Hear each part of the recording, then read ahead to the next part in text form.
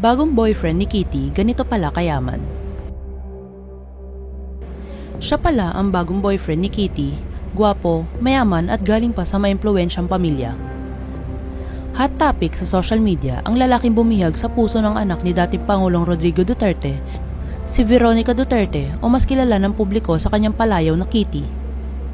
Ay ang bunsong anak ni dating Pangulong Rodrigo Duterte at businessman nurse na si Hanilet Avacenia. Hindi man isang politiko, ngunit laging sentro ng atensyon si Kitty. Hindi lang dahil anak siya ng Pangulo, kundi dahil sa kanyang personal na buhay, lalo na ang kanyang love life. Ngayon ay muling naging sentro ng atensyon sa social media si Kitty matapos ibahagi ang larawan ng kanyang bagong boyfriend. Sa isang Instagram post, makikitang masaya at malapit si Kitty sa isang binatang lalaki. Agad ito ang umani ng iba't ibang reaksyon mula sa netizens na nagtatanong kung sino ang lalaki sa larawan. Hindi nagtagal nakilala ng publiko ang binata bilang si Victor Singson o Vic. Isang gwapong youth leader mula sa Ilocos Sur at miyembro ng kilalang pamilyang Singson. Apo lang naman siya ni dating Gobernador Luis Chavit Singson, isang prominenteng personalidad sa politika ng Ilocos Region at isa sa pinakamayamang negosyante sa bansa. Pero bukod sa pagiging apo ni Chavit, gumagawa ng sariling pangalan si Vic sa mundo ng public service. Siya ay kasalukuyang presidente ng Sangguniang Kabataan Federation sa Ilocos Sur at miyembro ng Provincial Board.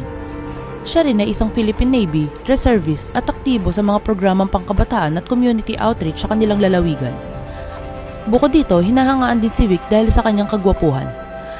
Marami nagsasabing bagay na bagay nga sila ni Kitty at tinawag silang power couple ng netizens.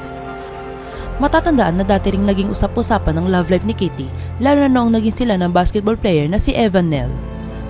Taong 2024 nang mapansin ng netizens ang tila paghihiwalay ng dalawa matapos makita na in-unfollow na ni Kitty si Evan sa Instagram.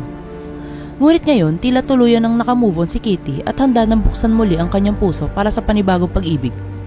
Sa kabila ng pagiging pribado ni Kitty, hindi na maiwasan ng publiko na matuwa sa bagong kabanata ng kanyang buhay.